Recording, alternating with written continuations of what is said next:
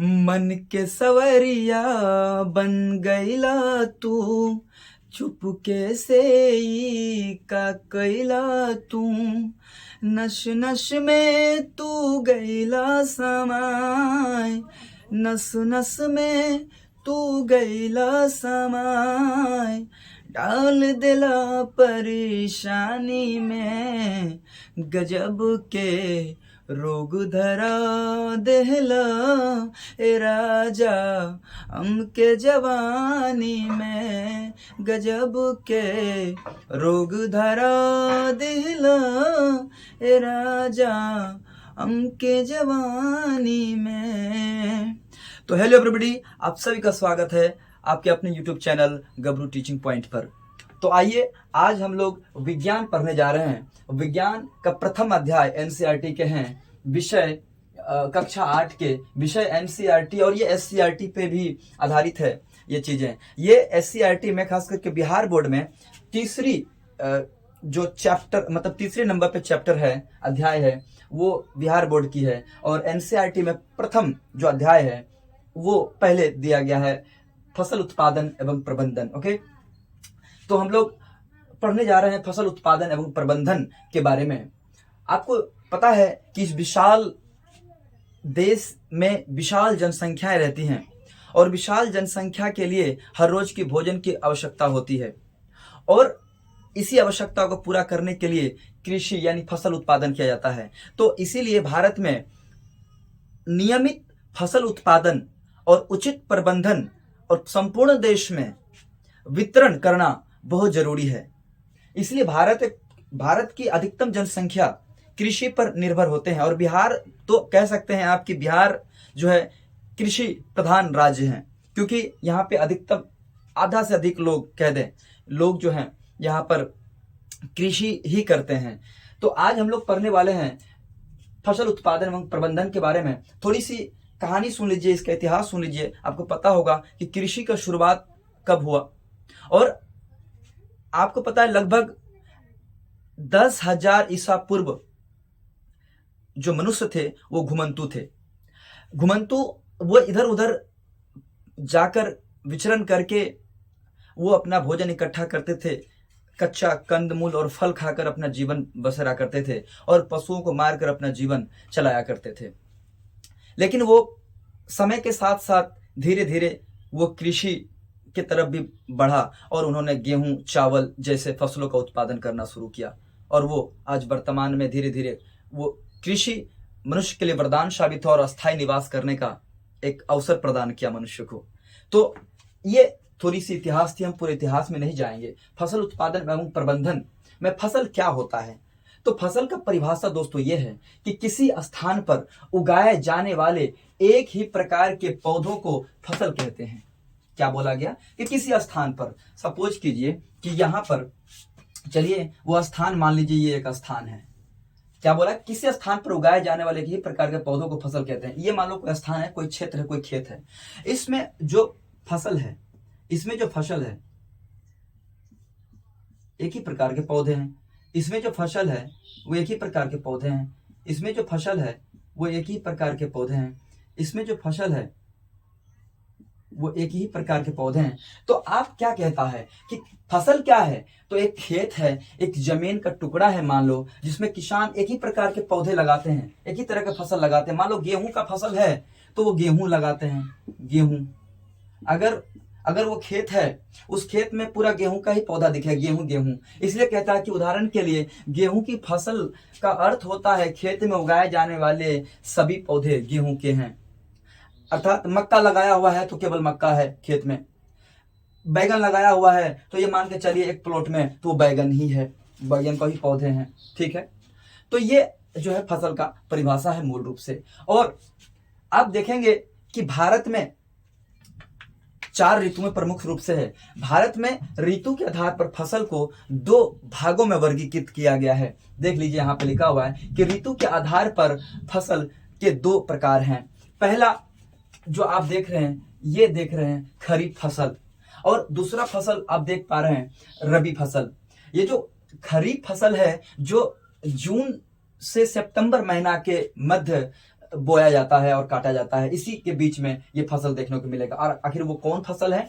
तो जो खरीफ फसल जो है वो फसल जो वर्षा ऋतु में बोया जाता है, जैसे धान, धान जो है वर्षा ऋतु में उगाया जाता है, मक्का वर्षा ऋतु में, सोयाबीन, मूंगफली, कपास, ये जितना भी देख रहे हैं आप, ये आपको याद भी रखनी है। आपसे पूछा जा सकता है कि बताओ निम्न में कौन खरीफ फसल है, तो आपको याद होना चाहिए कि वह फसल जो वर्षा ऋतु में बोया जाता है। वर्षा ऋतु में बोए जाने वाली फसलें, जैसा कि अभी वर्षा ऋतु चल रही है, इस समय पे ही ये मक्का, सोयाबीन, मूंगफली, कपास आदि जो फसलें हैं वो उगाई जाती है। तो खरीफ फसल का परिभाषा यही है कि देखिए, आप जो भी ये फसल देखेंगे, मक्का, सोयाबीन, मूंगफली, कपास, धान, आप खेतों में जाइए, आप तो हम सब किसान के बेटा बेटियों हैं, तो आप जाके देखोगे तो जून टू सितंबर जो महीना होता है, वो जो उसमें उसके बीच में जो फसल होती है वो खरीफ फसल होता है। दूसरा नंबर पे रबी फसल है।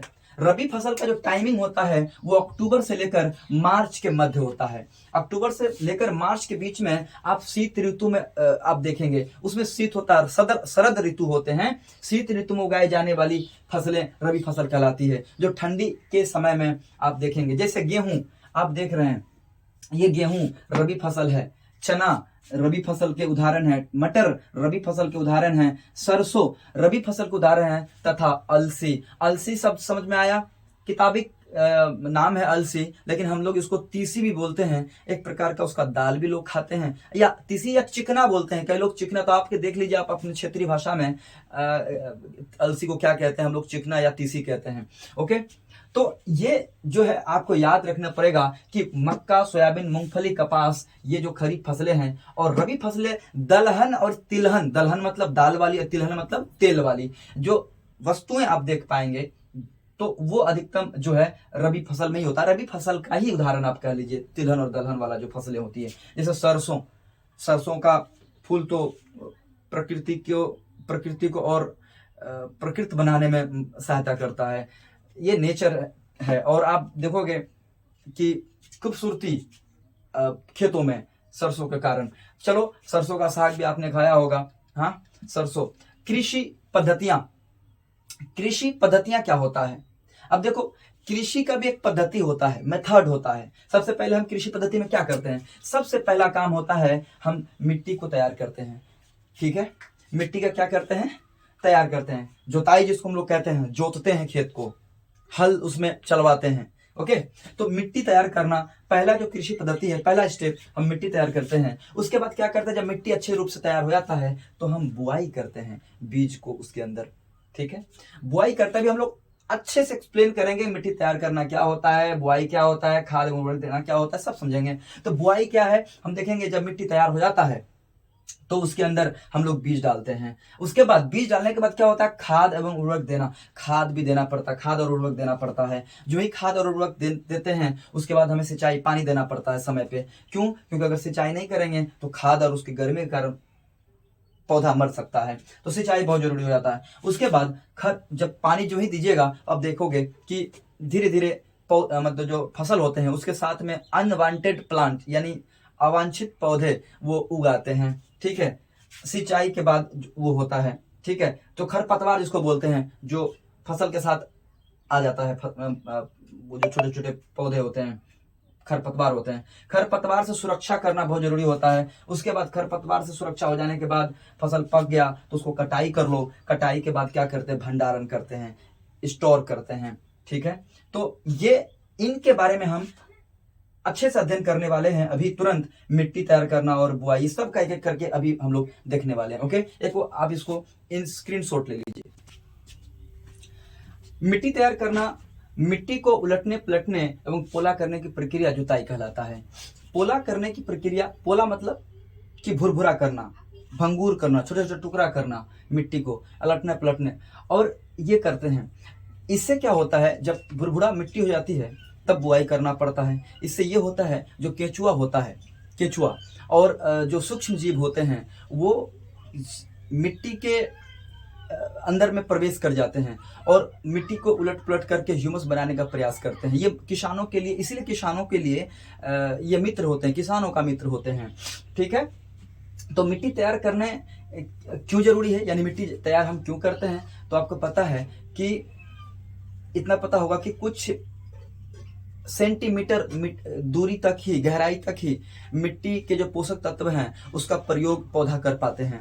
तो अगर ये सूक्ष्म जीव होते हैं, ठीक है, भुरभुरा होते हैं, ये सूक्ष्म जीव ज्यादा वृद्धि करते हैं, और वृद्धि जब करते हैं तो ये पेड़ पौधा के पोषक तत्व के लिए काफी अच्छा माना जाता है। ओके, तो मिट्टी तैयार करना समझ में आ गया। देखो, मिट्टी तैयार करने के लिए कुछ औजार हैं, जैसे कृषि औजार है, जो हल, जैसा कि मैंने ये बना रखा है कि हल है ये, ठीक है, ये हल है, और ये जो हल है, और इस हल में जो जो मिट्टी के अंदर में जाता है, प्रवेश करता है, उसको फाल बोलते हैं। और जिस किसान जुताई जिस बांट को पकड़ के करता है, बैट को, उसको हल सेफ्ट कहा जाता है, ठीक है, जिसको पकड़ते हैं।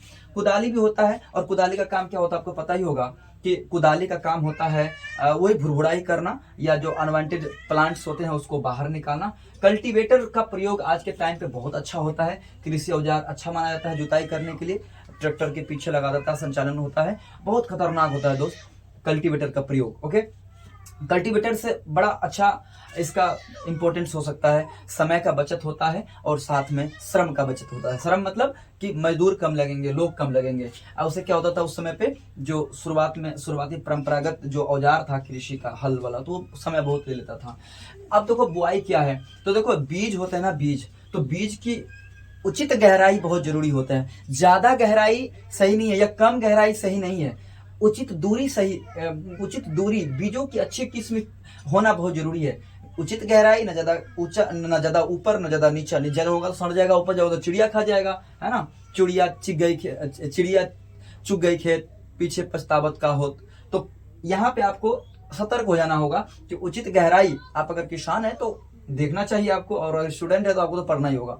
उचित गहराई पर जरूरी है, और उचित दूरी बहुत जरूरी है। एक निश्चित दूरी होना बहुत जरूरी है। क्या होता है कि कई बार घना हो जाता है, घना कर देता है तो क्या होता है, सनलाइट नहीं पहुंच पाती है, हवा नहीं पहुंच पाती है, और जो सिंचाई होता है उससे जल भी नहीं पहुंच पाती है, जिसके कारण अच्छा फलन हो नहीं पाता है। तो उचित दूरी होना बहुत जरूरी है। बीजों की अच्छी किस्म का होना बहुत जरूरी है दोस्तों। अच्छी किस्म ही मतलब सीड का सिलेक्शन बहुत जरूरी है बीजों, ठीक है, अच्छा उत्पादन के लिए। और आज के टाइम में जो बुआई होते हैं ना, बुआई अंदर में, मिट्टी के अंदर में डालने का, जो सीड ड्रिल की सहायता से बुआई की जाती है। सीड ड्रिल बहुत अच्छा औजार माना जाता है बीज को एक निश्चित गहराई और उचित दूरी पर देने के लिए, ठीक है। और ज्यादा अगर घना हो जाए तो पौधा को उखाड़ देना चाहिए, क्योंकि अगर दो पौधा है तो दोनों को पोषक तत्वों की आवश्यकता होगा, तो एक दूसरे में बढ़ जाएगा, तो एक पौधा कमजोर हो जाएगा, दोनों कमजोर हो जाता है। अब देखो, खाद एवं उर्वरक देना क्या होता है, तो आपको पता है कि मिट्टी में पोषक स्तर बनाए रखने के लिए खाद देना बहुत जरूरी होता है। मिट्टी में पोषक स्तर को बनाए रखने के लिए खाद और उर्वरक देना जरूरी होता है। अब देखो दोस्तों, उर्वरक में खाद में अंतर होता है क्या, उर्वरक किसको बोलते हैं। देखो, ये मानव निर्मित लवण है। अंतर पूछा जा सकता है तो आप ये जवाब दोगे कि मानव निर्मित है, ये मानव बनाते हैं, कहीं फैक्ट्री में बनते हैं। और खाद क्या होता है, ये एक प्राकृतिक पदार्थ है। ये कहा है, प्राकृतिक पदार्थ है, और जो गोबर और पौधों के अवशेष के विघटन से प्राप्त होता है। देखो क्या बोला, ये प्राकृतिक है, मतलब घर में बना जा सकता है, किसान खुद भी बनाते हैं अपने घर में, एक गड्ढा खोद करके उसमें जो पौधे के अवशेष होते हैं या जो छिलके होते हैं पौधे सब्जी का, वो सब इकट्ठा करता है, जंतु का अवशेष उसको भी। तो क्या होता है, प्राकृतिक पदार्थ जो गोबर और पौधे का अवशेष, जो बचा हुआ शेष भाग है, वो विघटन से प्राप्त होता है। विघटन मतलब टूट जाना। वो पता है, जब इकट्ठा करेगा गड्ढा में तो सूक्ष्म जीव होते हैं, वो सूक्ष्म जीव क्या करता है, उसको सड़ा गला कर और विघटित करके उसको खाद में परिवर्तन कर देता है। इसका उत्पादन देखो जी, उर्वरक का क्या होता है, इसका उत्पादन फैक्ट्रियों में होता है, लेकिन वही बात है, उर्वरक का उत्पादन कहाँ होता है, फैक्ट्री में होता है, लेकिन खाद का उत्पादन कहाँ होता है, खाद खेतों में बनाई जाती है, कहीं भी गड्ढा खोद के किसान बना लेते हैं। ओके, इससे मिट्टी, देखो उर्वरक से क्या होता है, इससे मिट्टी की ह्यूमस प्राप्त नहीं होते। उर्वरक का प्रयोग तो कर दो, डीएपी, यूरिया, सल्फेट सब डाल दो, कैल्शियम डाल दो, परंतु क्या होता है, ह्यूमस प्राप्त नहीं होते। वो ह्यूमस केवल खाद से प्राप्त होते हैं। इससे मिट्टी को ह्यूमस प्रचुर मात्रा में प्राप्त होते हैं, जो किसान के द्वारा बनाया गया खाद होता है, उससे ह्यूमस प्राप्त होता है। उर्वरक जो है, उर्वरक में पादप पोषक जैसे कि नाइट्रोजन, फास्फोरस, पोटेशियम प्रचुर मात्रा में होते हैं। उर्वरक में पोषक होते हैं ये सब, लेकिन जो खाद होते हैं, खाद में पादप पोषक तुलनात्मक रूप से कम होता है। देखो, पादप पोषक तुलनात्मक रूप से कम होते हैं। ज्यादा जो उर्वरक होते हैं, मतलब ज्यादा जो शक्ति होते हैं, ठीक है, वो होते हैं आपका उर्वरक में। लेकिन जमीन को सबसे ज्यादा अच्छा जो खाद है, मतलब सबसे अच्छा जो खाद है वो ये है, प्राकृतिक खाद है, जो घर में बनाया हुआ खाद, वो मिट्टी को भी काफी अच्छा रखता है। तो ठीक है, इसके बाद आगे हम लोग पढ़ेंगे, इसको स्क्रीनशॉट ले लीजिए। तो हम लोग पढ़ेंगे खाद के लाभ। इससे पहले पढ़े कि खाद और उर्वरक में दोनों में अंतर होते हैं। खाद के लाभ क्या है आपको पता होना चाहिए। खाद और उर्वरक में जो है, खाद ज्यादा अच्छा होता है उर्वरक के तुलना में। इससे क्या होता है, इसका लाभ देख लीजिए। इससे मिट्टी की जलधारण क्षमता में वृद्धि होती है। मिट्टी की जलधारण क्षमता मतलब मिट्टी आराम से जल्दी उसके अंदर मिट्टी में पानी धारण कर लेगा, रूप धारण कर लेगा, या उसमें मिल जाएगा आसानी से अगर आप खाद का प्रयोग करते हैं। इससे मिट्टी भुरभुरी एवं सरंध्र हो जाती है। अगर खाद का प्रयोग करते हैं, इसका लाभ है कि मिट्टी क्या हो जाती है, भुरभुरी और सरंध्र हो जाती है। भुरभुरी हो जाएगी और सरंध्र बिल्कुल छिद्र छिद्र होगा। और इससे क्या होगा, जिसके कारण गैस विनिमय सरलता से होती है। जब भुरभुरी होगा, छिद्र होगा, तो गैस जो है इस वायुमंडल का, उसमें भी प्रवेश कर पाता है। इससे मित्र जीवाणुओं की संख्या में वृद्धि हो जाती है। जब सरंध्र होगा, जब भुरभुरा होगा, तो मित्र जीवाणु जो हमारे लिए फायदेदायक हैं, लाभदायक हैं, उसकी वृद्धि हो जाती है, उस सूक्ष्म जीवों की वृद्धि हो जाती है। दूसरा है, ऐसे जैव खाद से मिट्टी का गठन सुधर जाता है। मिट्टी का गठन जो बना है वो ज्यादा अच्छा हो जाता है। ठीक है, अब इतनी बात समझ में आने की, ये 4 लाइनें पॉइंट है खाद के लाभ के, याद करना है आपको। सिंचाई क्या होता है, देखो, निश्चित अंतराल पर खेत में जल देना सिंचाई कहलाता है। पानी पटाना बोलते हैं ना, हम लोग पटाना बोलते हैं पानी को, पटाना नहीं मतलब पैटाना होना चाहिए। तो सिंचाई उसी को बोलते हैं। समय पे जब देखते हैं कि नमी खत्म हो रहा है, तो आर्द्रता के लिए हम उसमें पानी दे देते हैं। तो जिस जैव क्या लिखा हुआ है कि निश्चित अंतराल पर खेत में जल देना सिंचाई कहलाता है, समय समय पर। और सिंचाई के स्रोत क्या, हम किन किन चीजों से हम सिंचाई करते हैं, जल देते हैं। तो बहुत पुरानी तरीका है ये। कुएं का प्रयोग करते थे लोग उस समय पे, सिंचाई का स्रोत है। जलकूप है, तालाब या झील से लोग प्रयोग करते थे उस समय, बहुत पहले नदियां से प्रयोग करता था। बांध, नहर इत्यादि जल के स्रोत हैं। मोटर घिरनी वाला इसका प्रयोग करता था। चैन पंप, ढेकली, रहट, ये सब आज का प्रयोग नहीं, परंपरागत आप कह सकते हैं सिंचाई के तरीके हैं। दूसरा, सिंचाई की आधुनिक विधियां, ये परंपरागत तरीके हैं। सिंचाई के स्रोत तो आपको समझ में आ गया होगा। सॉरी हम तो गलती बोल रहे कि सिंचाई के स्रोत में ये कुआं, जलकूप, नलोब, नदियां, बांध, नहर इत्यादि के जल के स्रोत है। लेकिन सिंचाई के जो स्रोत है, ये तरीके हैं, 2 विधि हैं। पहला, सिंचाई के पारंपरिक तरीके, जो मोट, चैन, ढेकली, रहट। आप एनसीईआरटी या किताब में देखिएगा कि मोट या घिरनी से कैसे पानी खेतों तक पहुंचता था, चैन पंप क्या था, और ढेकली, रहट क्या है, आप देख लीजिएगा। सिंचाई की आधुनिक विधियां, छिड़काव तंत्र, ड्रिप तंत्र, ये महत्वपूर्ण है, ये आपको याद रखना पड़ेगा, बड़ा महत्वपूर्ण चीज है। सिंचाई के आधुनिक तरीके में छिड़काव तंत्र एक महत्वपूर्ण है, और ड्रिप तंत्र। देखो, छिड़काव तंत्र क्या होता है, ये सिंचाई का ही तरीका है, पानी पटाने का तरीका है, लेकिन ये आधुनिक तरीके हैं।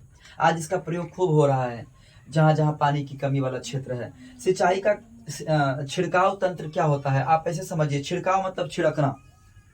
जैसे बारिश की बूंद होती है ना, बारिश की बूंद जिस प्रकार पौधों पे पड़ती है, उसी प्रकार छिड़काव होता है पौधों पर। ठीक है, तो इसको छिड़काव तंत्र कहता है। ये जो कैसी भूमि में होती है, असमतल भूमि में, जहां पे समतल भूमि नहीं है, पहाड़ी इलाकों में ये इसका प्रयोग, छिड़काव तंत्र का प्रयोग करते हैं, या जहां पे पानी की कमी है वहां पे। ड्रिप तंत्र क्या होता है, ड्रिप तंत्र याद रखिएगा।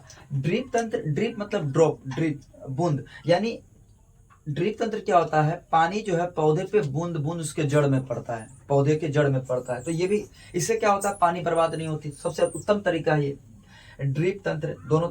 ठीक है, तो आप याद रखिएगा, छिड़काव तंत्र और ड्रिप तंत्र, ठीक है, दोनों पानी की कमी वाले क्षेत्र में, दोनों सिंचाई के दोनों तरीकों का प्रयोग की जाती है। ठीक है, और ये बहुत कामयाब तरीका है आज के टाइम पे। ठीक है, इसको एक स्क्रीनशॉट ले लीजिए। चलिए, उसके बाद जो है, आपको 1-2 शब्द और इससे संबंधित आपको जानना पड़ेगा। 1-2 शब्द क्या है, चलिए इसी में समझ लेते हैं। 1-2 शब्द क्या है, जैसे कि खरपतवार क्या है, इसमें आएगा खरपतवार। तो खरपतवार क्या होता है, तो आपको पता है कि खेतों में अवांछित पौधे उगाते हैं प्राकृतिक तौर से फसल के साथ में, उसको खरपतवार बोलते हैं। ठीक है, हम लोग घास फूस बोलते हैं कि खेत में घास हो गलो रे, चलो काटने, जन मजदूर करके कटवाओ, उसको निकालो, खुरपी से काट काट के निकालते हैं लोग, मतलब घास को। तो खरपतवार उसी को बोलते हैं, जो प्रकृति अवांछित अवांछित पौधे पौधे बोलते हैं। ठीक है, खरपतवार इसको होता है निराई। निराई निराई क्या होता है, तो निराई याद रखिएगा, निराई मतलब खरपतवार को हटाने को निराई कहते हैं, खरपतवार खेत से हटाने को निराई कहते हैं। ठीक है, एक शब्द और आपको समझना चाहिए, निराई के बाद उसको क्या बोलते हैं, मतलब एक शब्द है ना, वो आपको याद रखनी चाहिए। इसको कैसे रोकिएगा खरपतवार को, और खरपतवार को रोकने का तरीका क्या है, तो उसको बोलते हैं खरपतवार नाशी, मतलब खरपतवार को नाश करने वाला रसायन आते हैं आजकल, छिड़काव कर दो जंगल मर जाता है। ठीक है, जंगल मरा दवा गांव के लोग इसको कहते हैं। ठीक है, इतनी बात समझ में आएगी। उसके बाद यही है इसका फुल टॉपिक। ओके, तो आप पता मतलब देखिए वीडियो को और पता कीजिए कि इस वीडियो में कहाँ भूल हुई है, क्या कमी है, आप कमेंट करके बताइए। और क्या आपको किस विषय पे वीडियो चाहिए आप वो भी बताइए हमें, ताकि हम उस चीज का वीडियो लाएं। ये क्लास 8 का आपका पहला जो चैप्टर है एनसीईआरटी की फसल उत्पादन और प्रबंधन, वो आज कंप्लीट हम लोग कर चुके हैं। निराई के बाद तो आपको पता है फसल कटाई हो जाता है। कटाई पे अगर पूछेगा तो क्या हो गया, ये सब शब्द है। कटाई मतलब काटना, फसल पकने के बाद जो काट लेते हैं ना उसको बोलते हैं कटाई। शब्द से पता चलता है काटना, कटाई पकने के बाद। फिर कटाई हो जाता है तो उसको भंडारण हो जाता है। क्या होता है, भंडारण, भंडारण कर देते हैं। तो भंडारण करते हैं ना, एक जगह पे इकट्ठा करते हैं, तो थोड़ा भी मॉइस्चर हो जाता है तो उसको हम क्या करते हैं, सुखाते हैं अच्छे से। नहीं अगर मॉइस्चर ही अनाज को अगर इकट्ठा करके जमा कर दिए तो उसमें सूक्ष्म जीव जो है उसको ना खराब कर देता है, और जिससे उससे बीज से अंकुर ना निकलेगा और फसल ना उत्पादन होगा। तो इसलिए भंडारण करते हैं नमी को अच्छे तरीके से सुखा करके धूप में। तो ठीक है, अपने दोस्तों को ये सब वीडियो को भेजिए, लाइक शेयर एंड सब्सक्राइब करने के प्रयास कीजिए, लोगों को भेजिए और लाभ लीजिए इससे। बाय।